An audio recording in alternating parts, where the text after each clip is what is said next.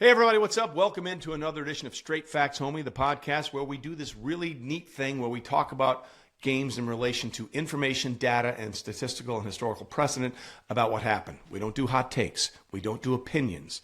Well, if we do opinions, we base them on things besides feelings. So what we're telling you is what the data is telling us. And that's what we think separates this podcast. We hope you've liked it so far. The numbers have been great. We hope you continue to like it and continue to tell your friends about it. You can get us anywhere you want, whether it's on YouTube, Amazon, Apple, wherever you get Spotify, wherever you get your podcasts. We've got a great trusted voice coming up in today's episode. He's one of the best young NFL insiders of the game, Jordan Schultz. His story and what he expects to unfold as we head into week 2 of the NFL season is going to be a lot of fun. But as we're doing this recording, it is on Thursday, September 11th. It is the 24th anniversary of the 9/11 attacks against the United States. And I just thought I'd take a little moment to share with you what happened on that day from my perspective 24 years ago.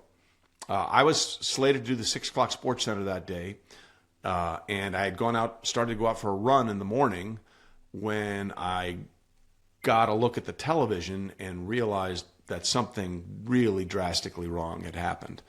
So I was sitting there watching the Today Show trying to figure out what was going on.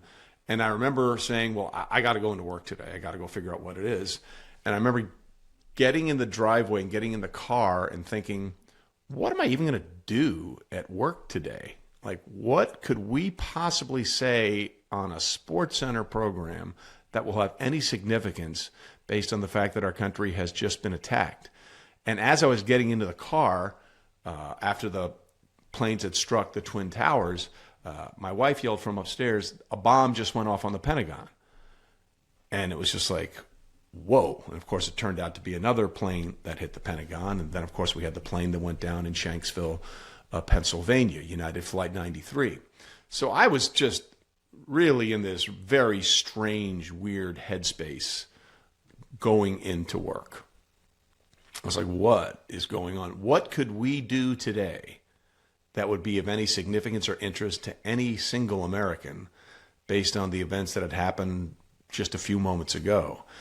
And I don't know if it's funny or ironic or just a coincidence, but this September morning that we're recording this is very similar to that day. It is a beautiful day, not a cloud in the sky here in Connecticut, high sun, warm temperatures, very, very eerily similar to September 11th, 2001.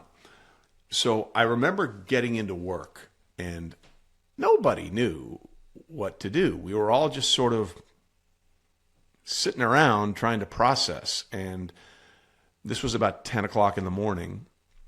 And we started to have these internal discussions with researchers, editors, executives. Do we even do a show today? Like, what's the point of doing a show about sports when no one could care less about that part of it because we as a country were under attack? And there were differing voices about how we should handle that and what we should do. And I remember Bob Lee was in the building that day, and he wasn't scheduled to be on the show that day, but he came in anyway, and he was sitting in on part of these discussions. And, I was like, hey, man, what could we possibly say to people that would be of any interest to anybody at this point? Why don't we just cede our time and our airwaves over to ABC News? So wherever anybody could want to find out about something that was going on, they had access to it in a million different ways. I thought that was the prudent thing to do. I was of the opinion that we don't really need to do a show today. Let's just grant our time to something that is much more significant and much more important, and probably what most people want to know and hear and find out about. I was not the only one that had that opinion, but there were others, including Bob, who had a much different opinion. Bob was a guy that I watched when I was in college, and I got a chance to work with him quite a bit. And he was like, look, at the end of the day, we're at that time a show about what happens in sports, documenting the events of the day. And he was adamant that we should do what we were going to do before the attacks. And I want to be clear about this. Bob wasn't saying ignore the attacks. Bob was saying we need to report on how these attacks have affected the world of sports. He said, that's our job. Like, that's literally our job, is to go out there and be the show of record, for lack of a better term, on how the events, I mean, nobody called it 9/11 when the day it happened. We didn't, it wasn't in the language or the lexicon in any way, shape, or form in that way. We were just sort of dealing with the immediacy of the attack. It hadn't been, for lack of a better term, branded or thought of as something like that. He was adamant about doing that, and we went through a lot of discussion with a lot of people in the building, and we eventually decided that we would go on and do a 30-minute show that day instead of the usual hour-long SportsCenter from 6 to 7. So we were going to go on and do a 30-minute show. Then the president came out and made an announcement. That was part of the show. And about 20 minutes into us doing the show, basically saying, hey, this is what happened. This affected here. There were a couple of scouts for the Los Angeles Kings hockey organization that perished in one of the plane crashes. I think it was the one that hit the Pentagon. I'm not sure. I don't really remember that as clearly at this point. But after we'd gone about 20, 30 minutes, some of the executives had said, hey, can you guys keep going? Can you do this for a little longer? And we were like, sure. And I want to be clear in the way I frame this from my memory and my thoughts about that day. I wish that day had never happened. I wish that we didn't have to do a show that day. I wish that the events that framed that day never existed. But a large part of me will forever remember my experience that day.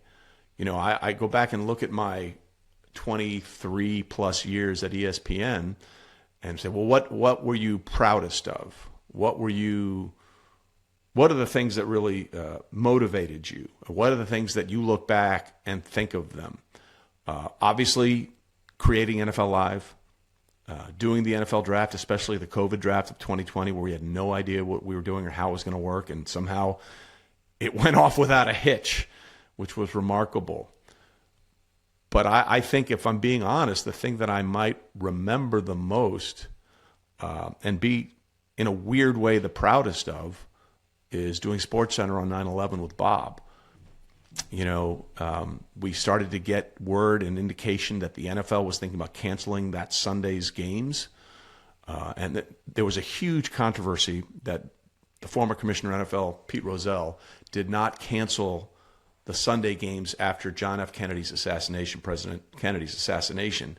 And he would say it was the biggest regret he had in his life, and he wished he could have done it all over again and canceled those games. So, for so many people outside of the Washington, D.C. area, the metropolitan New York, New Jersey, Connecticut area, and Western Pennsylvania, 9/11 was just something that happened somewhere else. The resonance of what happened and the immediacy of what happened on that day to us it was in our backyard. And, we had on commissioners of college football conferences on that show, and they were all still planning to go ahead with their weekend schedule of games in the SEC and the ACC and the Big 12. And then at some point during that show, that first day on September 11th, the NFL announced that it was going to suspend games. And they were not going to play on that first Sunday after 9/11. And that was the straw that broke the camel's back. Once the NFL decided they weren't going to play, every other organization, whether it was college football, baseball, everything shut down once the NFL made the decision that they weren't going to play. And I think it's when that happened that I think everybody across the country, remember this was pre-iPhone, this was pre-Snapchat, TikTok, Instagram, Twitter. It was a very, very different time. I think that announcement really brought home to so many people that weren't around it the way we were around it, just how significant the attack or the incident, whatever you want to call it, was. And once the NFL decided to pull the plug, everyone else decided, hey, we need to take a bigger picture look here and see what happened. And we did about, I think, 2.5 hours that night.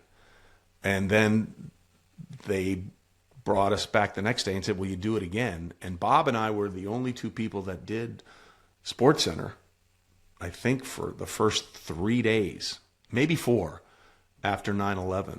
And again, it wasn't called 9/11 back then. It was just called the attacks on America, basically. It hadn't been perceived the way it is perceived now, and it hadn't been branded by that date. None of us knew what was going on. It was all flying by the seat of our pants trying to figure this out. And, you know, to this day, every year on 9/11, I get a text from Bob and he gets a text from me just to say, hey, thinking about you today, and hope everything is well with you and your family. There was a researcher who became a producer at ESPN who had a bunch of his friends that worked at Cantor Fitzgerald, which was that trading firm at the top of 9/11. He lost 7 friends that day that worked at Cantor Fitzgerald. And to this day, I also text him. His nickname is Sluggo. I text him every year, thinking about you today, because of the things that he went through and so many other people went through. But he was the one person that I worked with at ESPN that sort of had that same experience as me. And had that same experience, rather, as so many other people affected by it. So that's something that we do every year. We reach out. I reach out to Bob. Bob reaches out to me. I reach out to Sluggo and just let him know I'm thinking about him. It's really strange to think about how things are now in this country, because after the attacks of that day, September 11th, a really strange thing happened. On the steps of Congress, Democrat and Republican congressmen and senators got together, stood together, and sang God Bless America. And I'm hopeful, with the way things are in a very fractured United States these days, that we can get back to finding a way to work together and not consider ourselves, well, I'm this or I'm that. Because at the end of the day, first and foremost, we're Americans. And as tragic as that day was, it found a way to bring home that message in a very loud and clear way. So again, I don't want to dive into anything political here, but it's one of my memories is that I saw that happen, and I saw us united on that front. And the hope going forward is that we can find a way to be united again. So anyway, those are the thoughts on what has been a it's a very interesting day for me every year, for a lot of reasons. Obviously, I think about how many lives were lost, and I think about the people that I know that were affected with it. But it changed things for me dramatically in the way that my world was shaped. And 24 years later, those are still some of the things. And again, I still talk to those people, Bob and Sluggo, every year on this day to make sure they're doing okay and just say I appreciated them for the things that they went through and the things that we were able to do together. And Bob was 100% right. That show, by the way, that we did still airs at the 9/11 Museum. If you walk down in there, that's one of the first things that they show when you go into the museum. So anyway, those are my recollections as we record this today and how it affected sports. And Bob was 100% right in the decision that he made. So anyway, welcome back to Straight Facts Homie. We continue here in our Trusted Voices segment. Time to bring in a guy that I have just enjoyed watching him take off over the last 4 or 5 years, and that's NFL insider extraordinaire Jordan Schultz. Jordan, thanks for being with us today, man.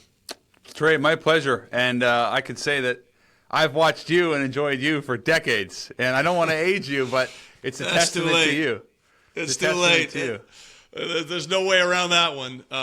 Just a real quick aside. When I was doing the radio show with Golick, Jordan came in one day and did the show. And I knew right away that you were going to go places because your energy and your passion for what you're doing was so off the charts.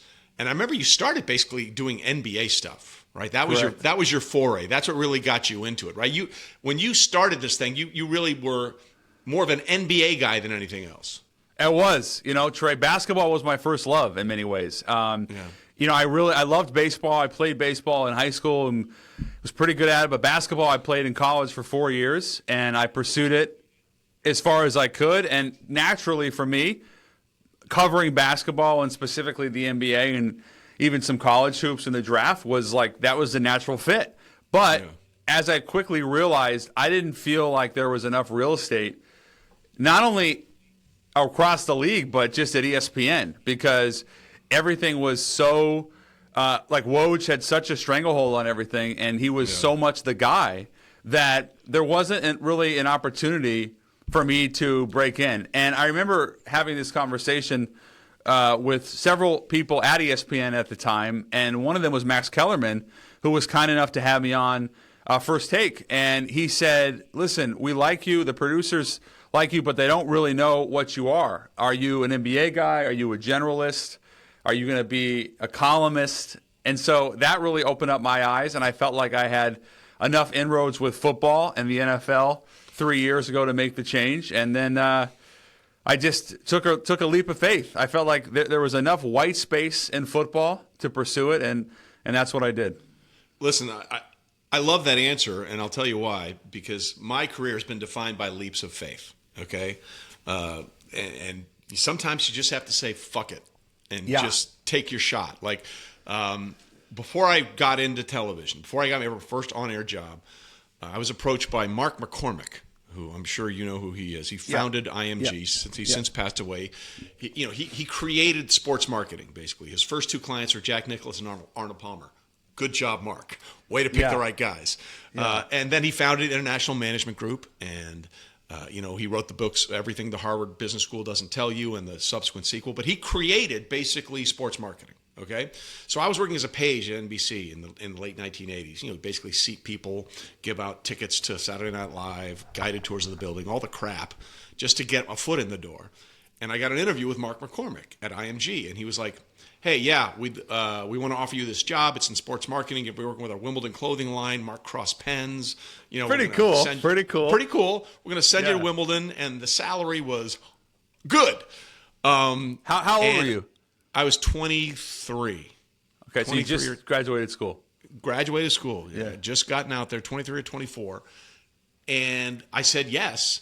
And then I went home and I thought about it, and I'm like, if I take this job and I don't try the thing that I really want to do, which is sports reporting, anchoring sports, talking about sports, I'll regret it for the rest of my life. So I turned him down. I called him up the next day and said, "Hey, I'm sorry. I just have to do this other thing." And he, rightly so, was like, "Are you the dumbest person ever?" What? I'm offering you this great opportunity. Yeah. I'm offering you this. And the reason I bring this story up is because you said you decided to take a leap of faith. So I took a leap of faith to turn down what would have been the greatest job I could have had right out of school and made me a ton of money early. And the kicker is, halfway through my career at ESPN, I got a call from Sandy Montag, who then worked at IMG, and he's like, "We want to rep you." So by taking the leap of faith like you did, instead of working for that company, I took the leap of faith, and that company worked for me. And so that's why I appreciate you saying, hey, I'm going to take a leap of faith here, because sometimes you just have to do it. Wow. Can I ask you a quick, what did your parents say? They were very supportive, honestly. Wow, they were very supportive. My dad was a reporter for Life magazine, and then was the bureau chief for the Vietnam War. Sure. So we lived in Hong Kong. So he understood. He took a very unusual path, like your father. And so they were like, hey, go for it. But it was and my dad actually helped me get the interview. So he's like, I understand, but I wish you had said this before he offered you the job. But wow. They were understanding. They were understanding, right. But obviously, I'm sure they were a little trepidatious about it. Yeah, that's really cool, man. To that point, just to come full circle a little bit, is I took a big leap of faith recently, and I ultimately decided that no longer was going to work for Fox, and it's really tough to leave a corporation of that magnitude.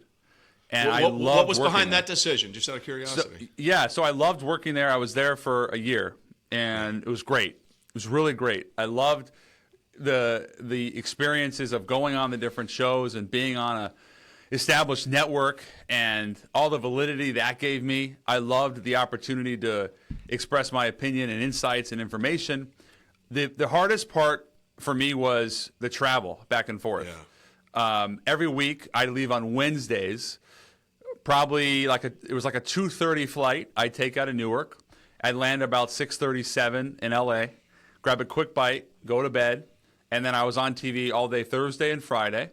And then I'd take the red-eye Friday night from LAX, land in JFK or Newark or whichever airport about 6 a.m. And then, I'd basically try to be dad for the rest of the weekend. And what was hard about that was obviously you're missing time Wednesday through Friday, but you're also then pretty gassed the whole weekend. Sure. And then you got to turn around in 3 days again and do it again. So that was a big wake-up call for me, because on one hand I loved it, on the other having two young kids, and then now they're doing hockey and cheer and figure skating and all their baseball. I was starting to miss things that I knew I would never get back. Correct. And you mentioned my dad was on the road a ton as a kid. He traveled relentlessly. He was in Asia once a quarter, not to mention everything else. And he always did something that I really appreciated, which was he would always make it a big effort, big point of emphasis to come back for my games. He never missed big games.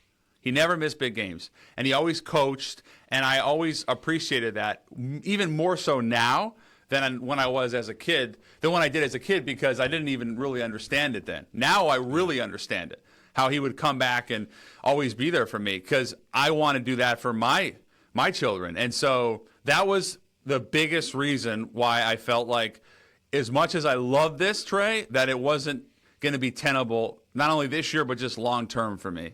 And so what I did was I ultimately started my own YouTube channel, much like you have, and we launched it last week, and it's really hopefully going to become a real voice for the player, especially NFL, but hopefully some other sports as well, but certainly focus on football. And but that was a big decision, and one that took a lot of soul searching. And this summer has been, or was, I'd say almost every day, multiple meetings trying to figure out, do I want to do this, and how are we going to do this? And it took a lot out of me emotionally, because I felt like when you go from a big network to your own network, your own thing, it's hard not to feel like you're going small time. That's how I felt. And I had to remove that from my head. Well, listen, the best thing about this is you're going to love your boss, because it's you. Exactly. That's the best part. You control how you want to do this, and I really respect that. And for those that don't know, and I'm sure I don't know who, your father is Howard Schultz, a former CEO of Starbucks. I mean, that's what we're talking about here. So I respect the hustle that he did, and to your point, I respect what you're doing. The great thing about when I did NFL Live or the 6 o'clock SportsCenter was I didn't miss a kid's recital, I didn't miss a game, I didn't miss a cheer competition, I didn't miss anything. I saw all of that. So I applaud your efforts in that situation, and you're right. As I sit here with two kids that are now at least 30 years old, it goes fast, and you don't get them back. So kudos to you for making that decision, and I think things are going to work out just fine for you. Thank you, Trey. I really appreciate that. I'm not concerned. And what's the name of the show? The show is the Schultz Report, but I also have Why is Draymond Green talking about football. He's got this fancy mug made, and so it's 2 shows, and the channel is just Jordan Schultz. So I appreciate that, and again, thanks for having me on. It's a pleasure, and I love you on golf coverage too. Just to full transparency, I love golf, so I love watching you do that as well. Yeah, it's going to be fun. We've got some good stuff coming up on our YouTube channel that we're going to do a lot of golf content as well. Okay, so let's get into the meat of this thing. And what was the most surprising result, or what's the most surprising thing for you heading into week 2 of the season? Okay, so what do I say? There's a lot. I would say, okay, so nationally it was probably the Colts and how good Daniel Jones looked. And being in New York, a lot of Giants fans, I think, are rooting for him, but also realize that it didn't work out the way they had hoped for 5 years. I was in Indianapolis with him 2 weeks ago and sat down for about 35 minutes. And I've known him since his rookie year quite well. And it was the most relaxed I had seen him and felt he had been, the most confident, certainly. And we had these conversations during his tenure in New York about what went wrong, how could he fix it. And I think for the first time, he has a head coach that really believes in him and is going to cater his offense toward him, and Shane Steichen, who obviously did a lot for Jalen Hurts in Philadelphia and now has been in Indianapolis the last 2 years. And I'm not going to give a shot at Brian Daboll, but I am going to say that you already saw the difference, not only in scheme, but look at the offensive line. I don't know if Russell Wilson could have played any worse, 17 to 37, 168 yards, but he wasn't protected at all. And Daniel had that same issue throughout his tenure in New York. He goes to Indianapolis, good offensive line. He plays great. They actually set a record. They scored on all 7 possessions. 7 That's drives, never happened. He had 3 touchdowns total, obviously really connected with Tyler Warren, their rookie. I just was so impressed with them. I also think Miami is in for a rude awakening this year. Well, that team was totally unprepared. Actually, that was the most unprepared team in week 1. Yeah, well, let's get into that in a second. But it's funny, we mentioned that here on our show about Daniel Jones going 7 for 7. And people are like, oh, you're saying he's the greatest. No, we're just saying that he did this unusual thing. All right? No, it's crazy how people can take a data point. Like, of course. They scored on every single drive. Right. You know, that hadn't happened in the regular season since 1991. It wasn't something that happened. And people are like, you're comparing him to Josh Allen. No, we're just saying these other quarterbacks didn't do it. We're not saying he's going to do it every week. We're just saying you need to understand what an outlier performance this was. And people's heads tend to explode when you try and put things in a rational perspective. It's so true. I'm actually curious, just was the pushback generally, Daniel Jones still stinks and you're giving him so much credit for a great week 1 and he's not going to be doing this the whole season? And that's essentially what everyone said. Yeah, and I'm like, we're not saying he's doing it. We're saying, look how good he was this week 1, and we'll see what happens going forward. And I mentioned some of these other, and they're like, well, Josh Allen did it in the playoffs against the Patriots. I'm like, well, first of all, there are 2 sets of records in the NFL. Everyone needs to know this. There's regular season records and there's playoff records. The NFL separates them. And oh, by the way, in that playoff game in which Josh Allen did lead them to 7 scoring drives, there was a kneel down. Whether you like it or not, that counts as a drive. Right. That counts as a drive in the NFL. So, yes, he had 7 scores, but it's not the same as what Daniel Jones did here. They scored on every single possession. Yeah. And people acting as if I said Josh Allen is now or Josh Allen is now 4'3" and will never throw another touchdown pass. It's like, guys, take a breath. We're just trying to show you what happened here. All right, you mentioned Miami. Sorry, go ahead. No, you go ahead. I was just going to say, to that point, another like on the flip side, Detroit, they, as good as Indianapolis looked, Detroit looked anemic offensively. And I think part of that is Green Bay. I think that defense is going to be really good. They're on the road. But also, not only do they lose Ben Johnson and Aaron Glenn, but they lose a whole host of other coaches, including J.T. Barrett, his quarterback coach who goes to Chicago. One of their top coaches goes to New England. They lost their Pro Bowl center, Zeitler. There was a lot of turnover in Detroit. And to me, like, they'll figure that out. That's another camp I had the good fortune of going to, and everyone kept saying how much better Jared Goff has gotten. We did not see that in week 1, but Trey, I'd be remiss and I think fully mistaken if I said Detroit's not going to figure it out. Maybe it's not right away, but that team is too good. Yeah, look, you look at Jared Goff's numbers without Sean McVay and without Ben Johnson. It is 19-1, I think. Yeah, they have to figure that out, and they've got an interesting one with the Bears coming in. We'll get to that in a minute. But you mentioned Miami.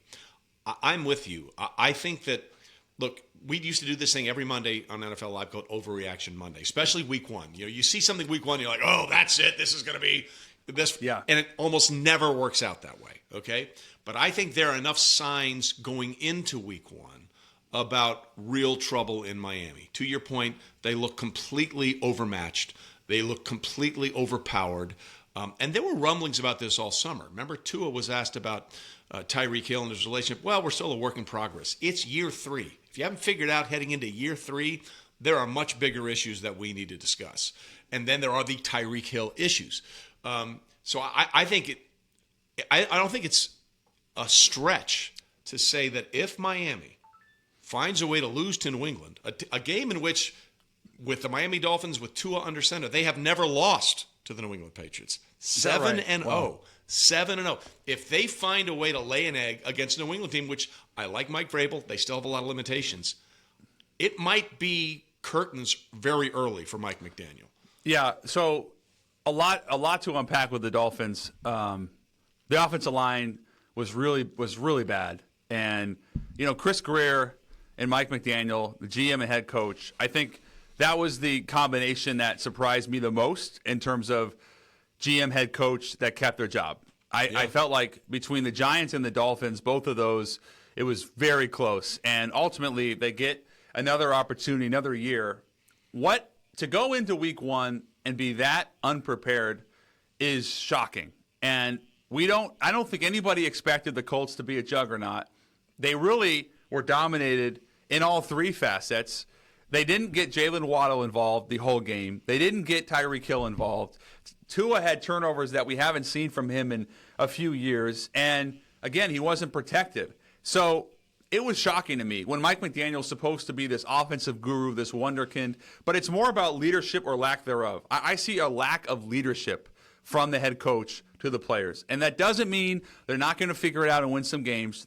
But it does mean that you could not have been more unimpressed with the team than you were with the Dolphins in Week 1. And to your point about curtains, so I asked Draymond about this this week because he's friendly with Stephen Ross, the owner of the Dolphins. And he did say that Steve Ross is not someone to pull the plug early. And a lot of fans would say, well, it's not early.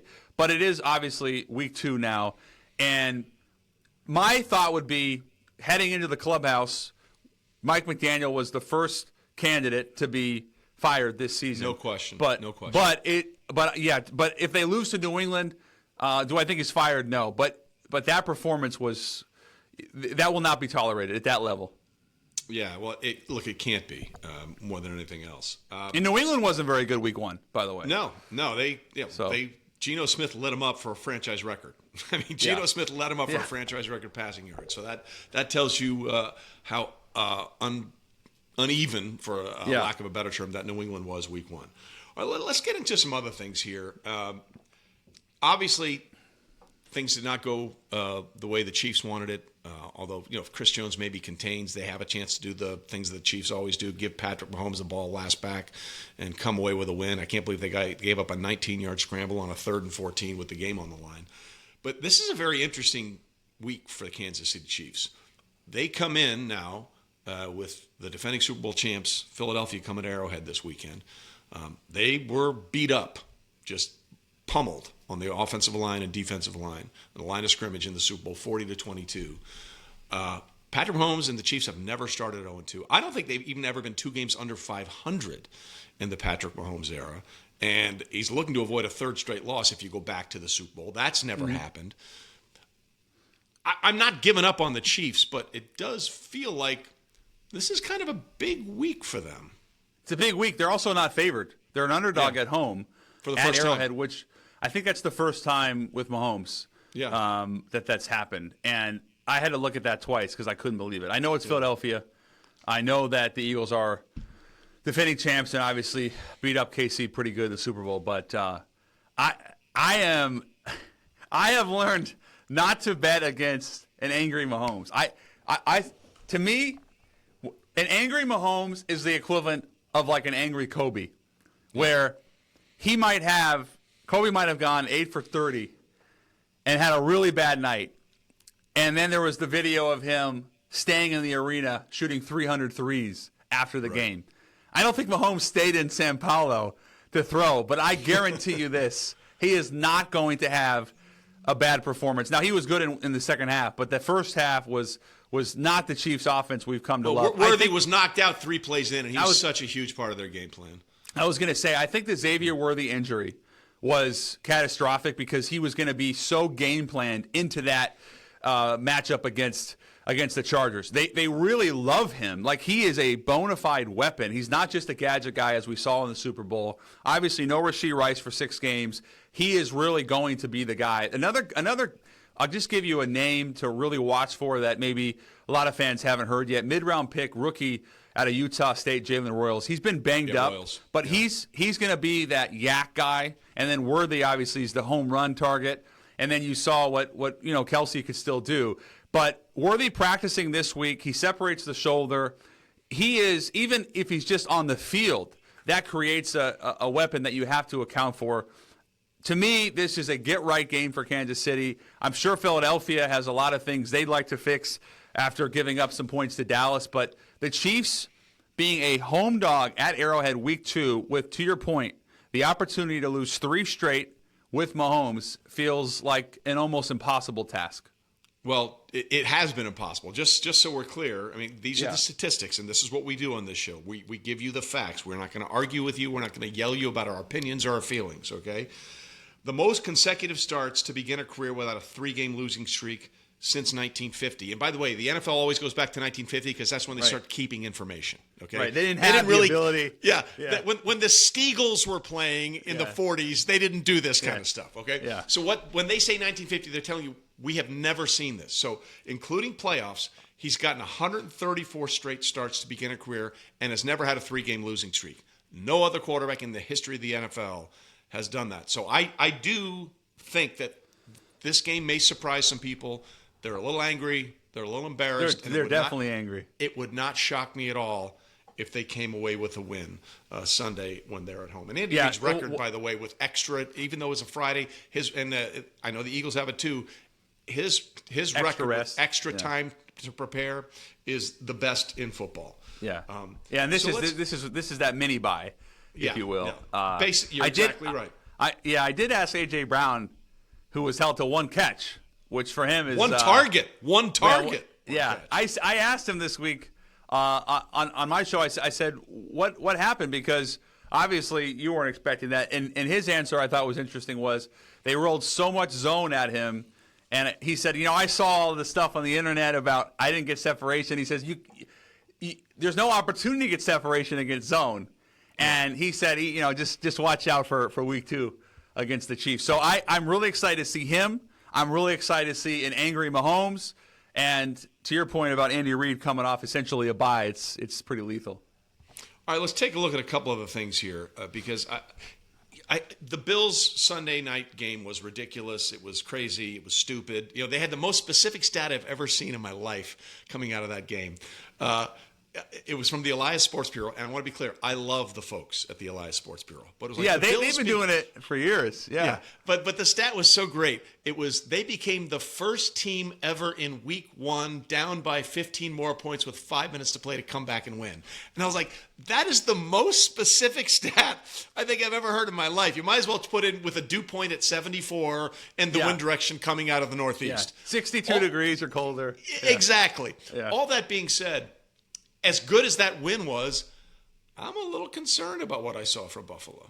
The secondary, the back end of the secondary. That's the key. I actually thought Baltimore's defense, despite giving up as much as they did, made more plays. But Buffalo, you can look at that in 2 ways. You can say what Bills fans are saying, which is we have all the grit, we have Josh Allen, we're going to be in every game. But I think they will be. They will. But the detractors and the folks who say, look at the rest of the AFC, would say, if you're going to beat the Bills, you're going to attack their secondary. They are completely unable to stop the run. And if you get in a shootout with them, that's one thing. But if you can actually control the pace of the game with the run and keep the ball away from Josh Allen, which I felt like Baltimore had done for most of the game, you can beat them. And it's the first time Derrick Henry fumbles fewer than anybody in the league. He hasn't. Yeah. He fumbles, by the way, 0.4%, which is the best ratio of any running back currently playing football. So we're talking about this entirely different if he doesn't fumble. We're Correct. saying Buffalo, another big game at home they lost. The defense didn't make enough plays. So, listen, the Bills are awesome offensively. They have a ton of issues, to me, to address defensively. The other thing, too, is they're missing Tre'Davious White, who's a good corner, and they're missing Maxwell Hairston, their first-round pick corner. So their top two corners alongside Christian Benford, who did play, are out. When they get those two guys back, I would have to believe that with Sean McDermott, who's a defensive guy, they will figure it out on some level. Yeah, and the other thing, by the way, the other stat was that I think was much more important. The Bills won the turnover battle for the 23rd straight game, including playoffs. Wow. That is the longest streak in the NFL, in NFL history, including playoffs. They've won the turnover battle 23 straight games. But now let's look at the Ravens. I think the Ravens have the best roster in football. I think you probably might agree with that. They're top three. You cannot say they don't have a top three roster. But that was the 17th time with John Harbaugh as their head coach, they've blown a second-half lead of double digits. That's more than any other coach since 1991. And it begs a really interesting question here, because if John Harbaugh is fired from Baltimore, he'll get hired within a day. Someone is going to give John a job.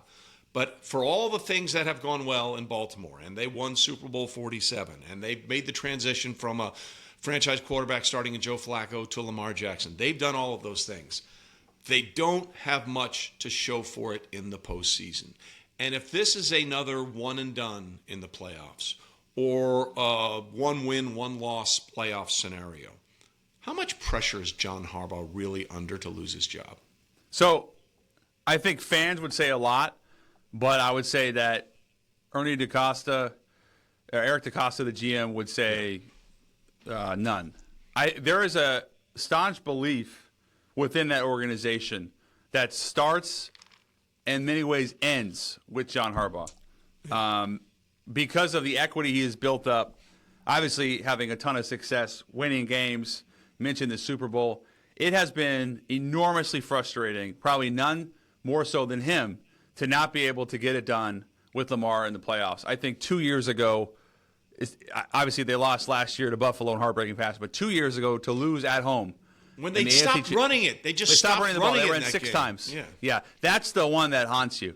But there's no way that Eric DeCosta would even consider removing John Harbaugh. He is as much a part of the fabric of that organization, from ownership all the way to the GM, as any coach in football, next to Andy Reid. All right, let's go over two other things here, because we don't take up too much of your time. The good news for Cincinnati is they're not starting 0-2 for a third straight year, at least 0-2. But I got to tell you, I'm not sure if any team looked worse in victory than the Bengals did in Week 1 against Cleveland. It's a rookie kicker missing an extra point to send it to overtime, or a rookie kicker missing a chipping field goal. They lose, which is basically an extra point. I mean, extra points are 33 yards. That kick was 36. So if you never apologize for a win in this league. But if you're honest with yourself in Cincinnati, you're like, that felt a lot like the last few years in the way we played in September. But defensively, it was way better. Now, you can say, well, it's Joe Flacco, who's 104 years old, and the Browns are not a juggernaut. Yeah, he can still throw. Defensively, it was way better. The tackling was better. I mean, as much as anything, getting the Trey Hendrickson deal done was essential. And I think the real surprise for me, not that he's not going to be a really good player in this league, but Shamar Stewart, the rookie out of Texas A&M, who obviously held out, didn't get reps. Took a long time to get that deal done. That deal, and Demetrius Knight, the second-round linebacker. Yeah. Both of those deals took forever. But Stewart made a real impact on the game, which was really exciting if you're a Bengals fan. And then you mentioned, the reason it didn't feel totally similar to me was because defensively they were better, but offensively they weren't very good. And that's not going to happen very often. Chase Brown, they love him. They're third year running back out of I want to say Illinois, he is like a godsend to that offense because he is a bona fide wide receiver. And that was another camp we had the good fortune of visiting. And they said Chase Brown, you could actually play him at wide receiver. He used to be a wide receiver. He's that good. They're going to feature him a ton. He is the running game. And then obviously the two receivers, neither of whom had prototypical games. So I actually, all things considered, AFC North road game, bad weather, I felt relatively good about Cincinnati. And to your point, they have been awful to start the season the last 2 years. Yeah, 0-3 last year, 1-4. It dug themselves a hole. So hopefully they realize, games in September count as much as games in December when you total up the schedule. All right, last thing before, because we know you're busy. No, it's okay. The Aaron Rodgers game, 4 touchdowns. Third first to say I was wrong. Wow. Yeah, that was impressive. It was. Now, how much of that do we believe he wanted to just take it to the Jets, even though the Jets bent over backwards for him for 2 years? Yeah. Bent over backwards. How sustainable do we think that performance is as they got the Seahawks coming in this week? Yeah, so 4 touchdowns. He that was one of the games, full transparency, I didn't watch a whole lot of on Sunday and then went back and watched it after. I was so impressed with how comfortable he looked. I was actually stunned. And him stepping up in the pocket, him having the confidence to do what he did on the road against the Jets, who I actually thought would look a lot better defensively with Aaron Glenn and do have a good front and do have a good secondary and backers. The good news for him is he doesn't have to have this Herculean, 4 touchdown performance at 41 years old every week. And of all the defenses I would trust, particularly in the first month of the season, it would be a Mike Tomlin defense. I was really impressed with Justin Fields on the other side too. That's as well as he can play. I'll give you a name to watch for. I tweeted this out the other day. A lot was made, Trey, about who was going to be the number 2 wide receiver opposite of DK Metcalf because they obviously traded Pickens. It's Calvin Austin. He is a 4th-year receiver out of Memphis. He is as important to them as anyone. He's small, but he's really dynamic. And he's got some kind of a Xavier Worthy to him, electric. He's only 5'9", but he made 2 huge plays, had a big touchdown. And I actually spoke to them a couple days ago, someone in that organization who I really trust. And I said, is Calvin Austin, is this what we can expect? And he said, look, we knew that Calvin Austin was ready to be a number 2 guy and that he just needed an opportunity. He's gotten a lot better. He's gotten stronger. He slept on because he's not 6'2", 220. But I really think that he's going to be the X factor in that offense. And then the rookie running back they really like, who at some point will get going, Caleb Johnson out of Iowa. Between him and Jaylen Warren, they'll run the ball. So I just don't think it has to be a great performance by Aaron Rodgers every week. Well, we'll see. It just has to be good. Yeah. We'll see what happens as Seattle comes in, having won their last 6 road games. That's the longest streak in Seahawks franchise history. Hey, Jordan, always good to catch up with you, man. Tell us once again the name of the shows. Thank you. Yes. Yeah, just Jordan Schultz on YouTube. I really appreciate it. And Trey, it is really appreciate your kind words, and that really means a lot to me. So, yeah, we'd love to come on anytime, man. It's an absolute pleasure. You got it, bud. Keep doing what you're doing. You're doing great.